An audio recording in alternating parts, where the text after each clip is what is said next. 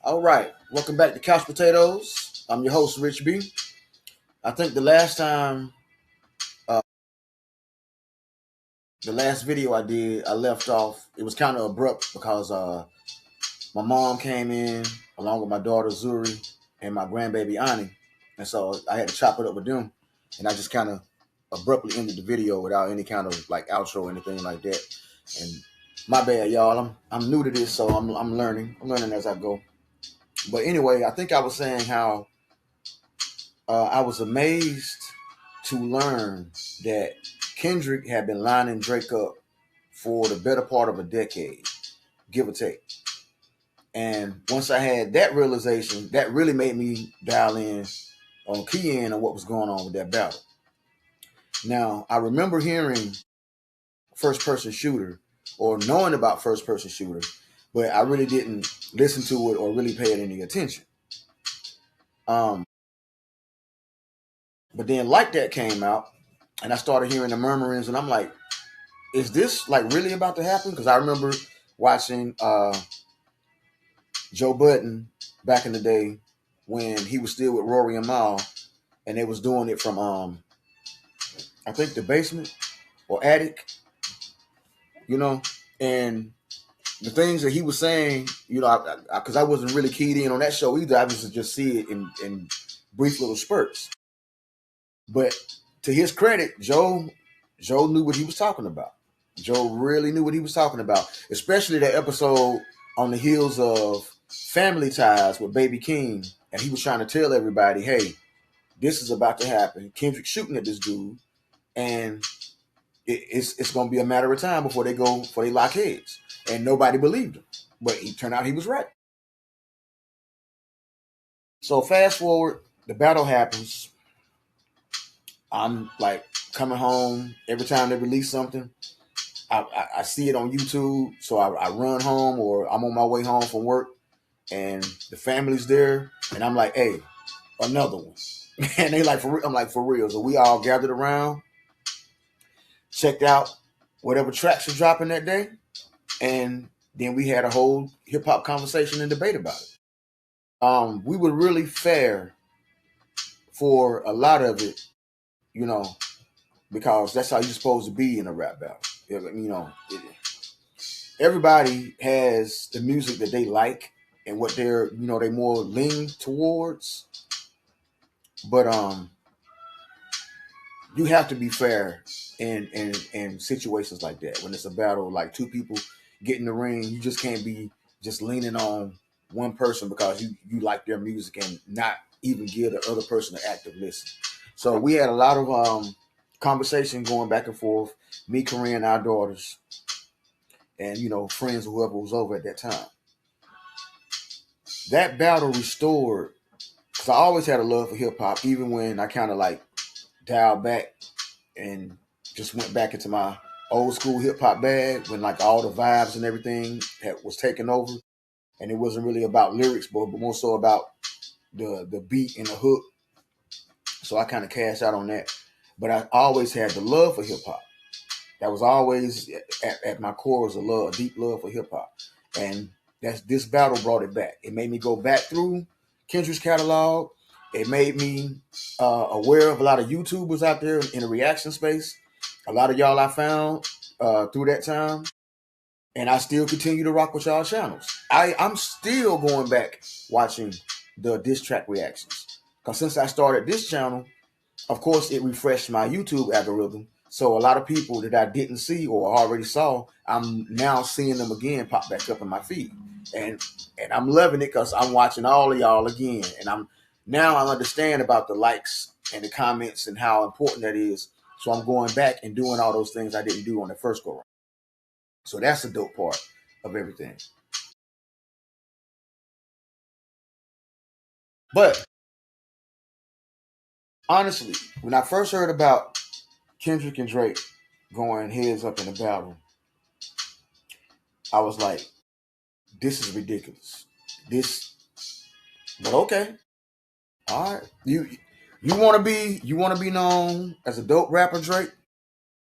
Because everybody been saying you this dope rapper, which I've never felt like Drake. Forgive me, y'all. I have never felt like Drake was a rapper. Never have. I've never looked at him as hip hop, never looked at him as rap. Drake is a pop artist. He does more singing and melodic things than he does actually rapping. Now, just because you use an aspect of hip hop, meaning rap, to to do to be in this culture, does not mean that you're from this, right? No more than swinging the bat makes me a baseball player. I'm not a professional baseball player just because I swing a bat and I can hit a couple balls. Might knock one over the fence, but that don't make me a MLB player. So I've always looked at Drake as a pop act who uses rap to have another facet to his audience, right? Kendrick, on the other hand, is the epitome of what hip hop is, right? His artistry, the way he approaches it, his love for it. Every time you see him at an award show or somewhere on the rare interviews that he does nowadays, he's always bigging up hip hop, the art form, respect for the art form, and the culture and the people who was affected by hip hop and his culture. He's always done that. As far as I know, from what I've seen, he's always done it. So to see a highly touted pop artist go up against somebody who's from the cloth, I already knew it was going to happen. Now, I'd be a lie if I said I wasn't worried about public perception, because I know that public perception can make or break a battle as well. So, with that being said, I was a little wary of the mob mentality that Drake is this great artist and he's the top of the hip hop, he all of this stuff, and then them, like, the public perception, not really giving Kendrick his just due.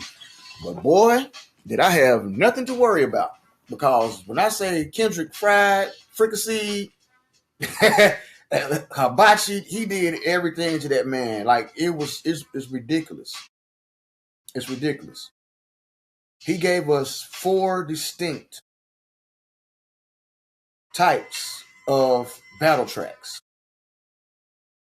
No sound or none of those disc records sounds like the one that came before it, right? Gave us our first hip hop horror diss track.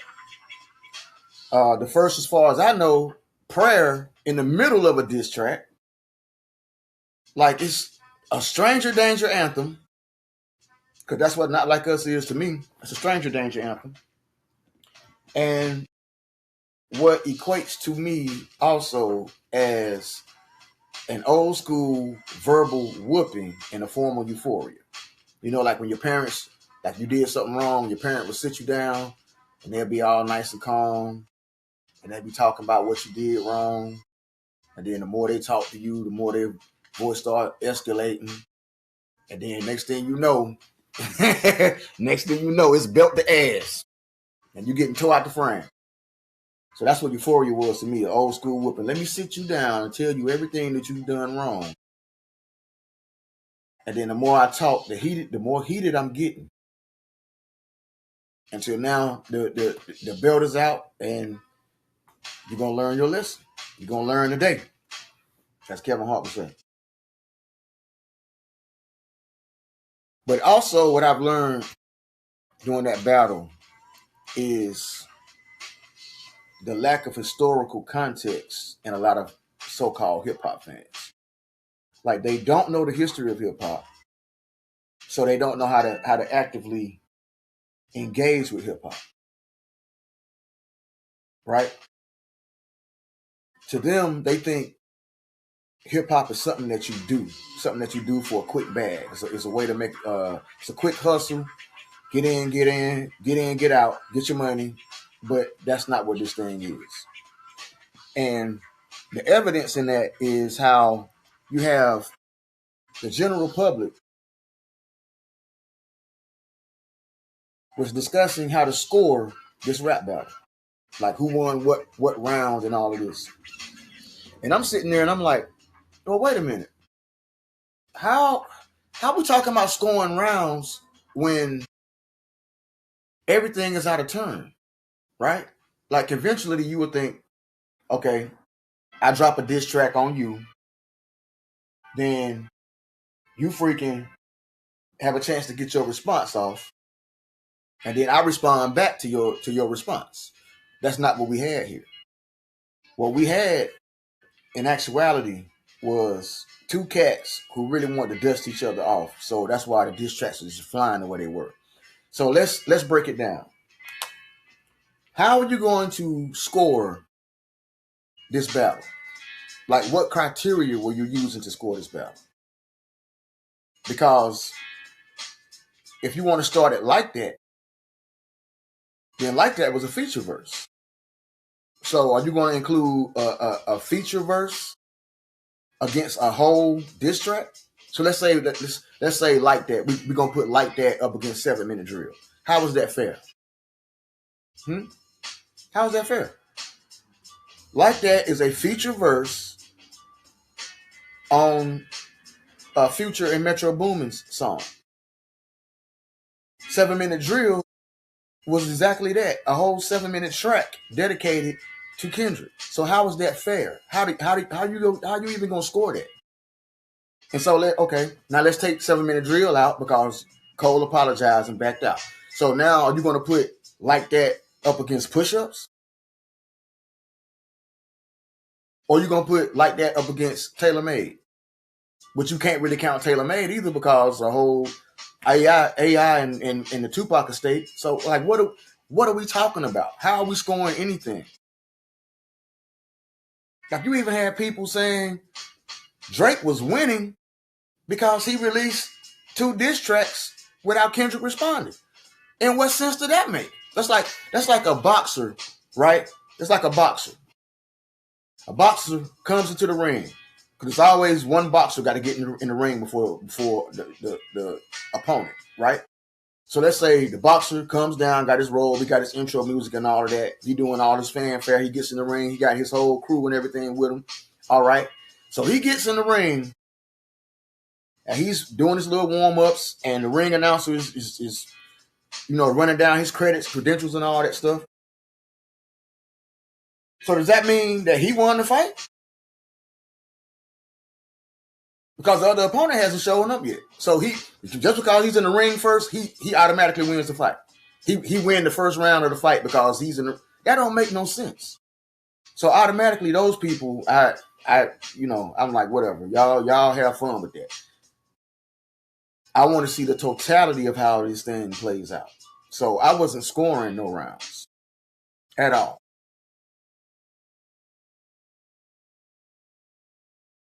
I didn't expect what we got. Because that was crazy. The night that, especially the night that,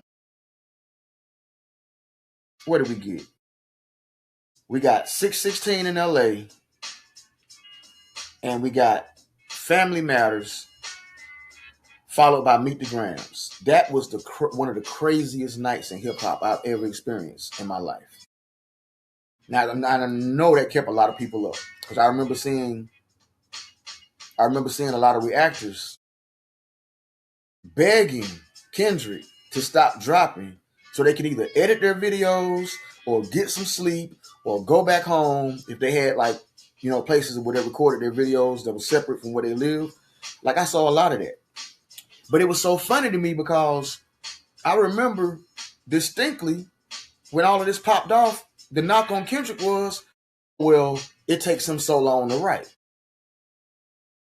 And I believe that's why Drake and his whole side of things was so pumped to antagonize Kendrick because they felt like, well, he can't do but one song at a time. And, we're going to be on his head. No pause, and I don't do that.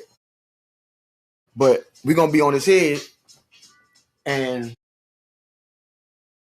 we're going to overwhelm him because it takes him a long time to write.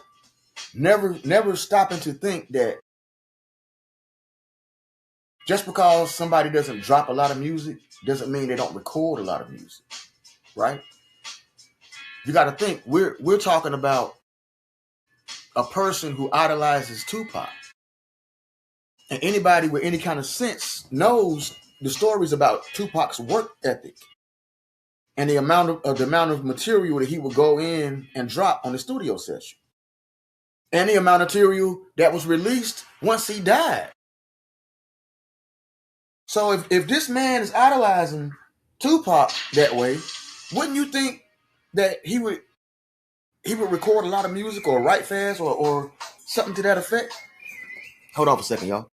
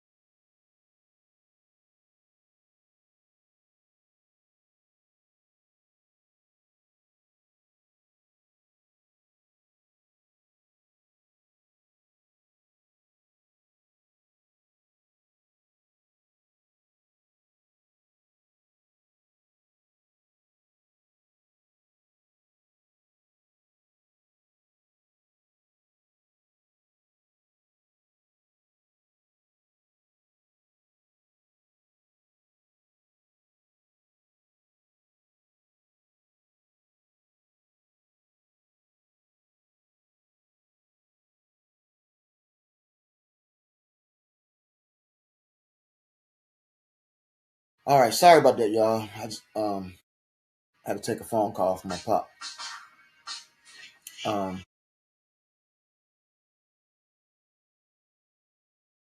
I actually forgot what I was saying because I got some bad news just now, but I'm not gonna drop that on y'all. Um, anyway, I just noticed that people really they don't know how to interact with hip hop, right?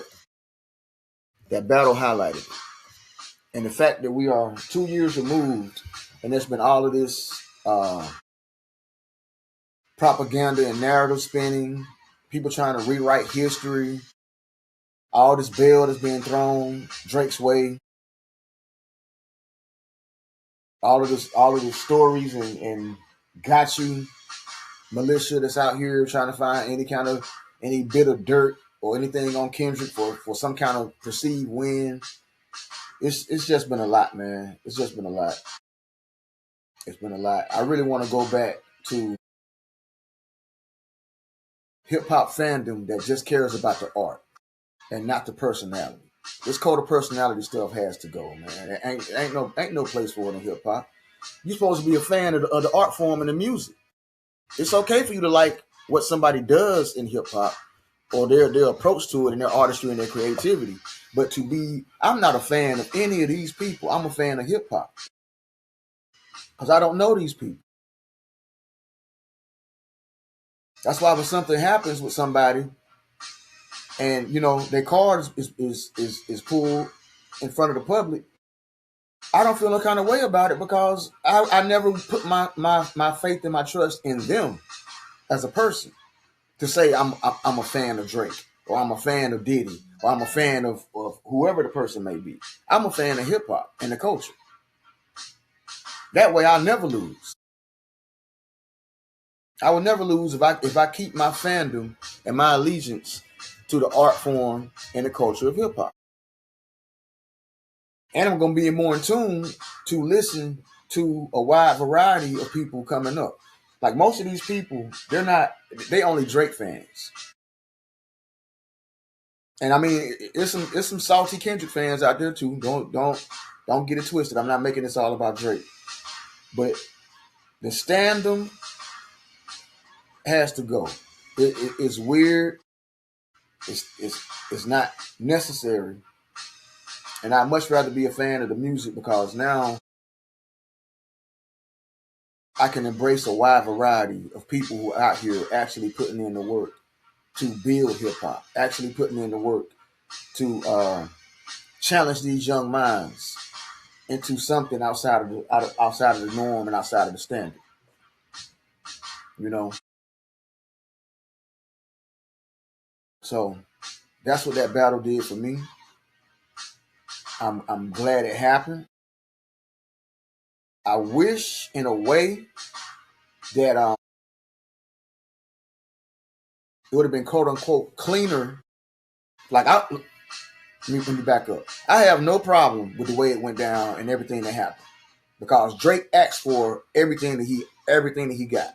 What I mean by cleaner and me kind of wishing it would have been quote unquote cleaner is for all the punk ass fans who want to whine that, oh, it was just tea. It was real personal. It got no, we not gonna do that. We not gonna do that. That man asked for all of that stuff. He asked Kendrick to give him exactly what he got. And then when Kendrick did it, he got mad and sued under the guise that he was being what he said UMG did. UMG was trying to what did he say? UMG was trying to devalue him. What sense did that make? What sense did that make? UMG is a record label, right? And I've made this analogy, I think, in other spaces, that UMG's function basically is like an arms dealer, right? UMG has the weapons. They supply them to both sides because they're not concerned what happens because they already got their money from both sides. So the outcome doesn't matter, right? I'm going to sell you weapons. I'm going to sell you weapons. Y'all have at it. Either way, I still win. So why would, if you were the cash cow for UMG the way everybody said you are, why would it be in their best interest to devalue you so they can lose money? I don't think record labels are in the business of losing money. The same as a casino. A casino is not in the business of losing money. So that on its face doesn't make any sense before you even get into the particulars of what Drake was trying to say. It makes no sense that the label who has been backing you all of this time, putting you in a position to win, will then now, because you get into a battle with Kendrick Lamar, decide, well, hey, I'm going to devalue you. I'm going to let this man beat up on you because it's going to drop your worth in our negotiations for your new contract. It doesn't make sense at all. So if that's what he need to tell himself to sleep better at night, then have at it, bro. Have at it. But it just don't make sense to me either way. Either way. But yeah, I really thoroughly enjoyed that battle. I was vibing with the Joey situation too. I was invested in that because it, like I said, it renewed my love for hip hop with that, that clash, that competition. But also with that, let me say, people were trying to say Joey won that, and I don't understand where you get that from. How did he win? How did he win? It was so many people involved in that. Who are you going to say he won against? Because to me, he just survived. There was no clear winner. Everybody that shot, well, I'm not going to say everybody that shot at him, but most people who shot at him, the primaries, I would say that, He answered back. But that's not a win. That's just you surviving. Because honestly, real talk, if you want to know my opinion, if him and Ray Vaughn would have went head up, I think Ray would have smoked him. That's just my opinion. And I kind of wish that would have been the situation. Because when you look back at it, after Joey released that the one joint that set it all off, when he was in the driveway with the car, I can't remember the name of the song. Ray Vaughn was the first person to respond with Crash Out Heritage, which used the Hot Part 6 beat from G and X, and he smashed it. So if I could have gotten a straight up Joey versus Ray battle with nobody interfering, nobody jumping in, I think Ray would have got Joey. Because if you don't believe me, go back and listen to those diss tracks. Go back and listen to the diss tracks without everything that was surrounding it. Go back and listen to Ray Vaughn's diss tracks to Joey and tell me what's what.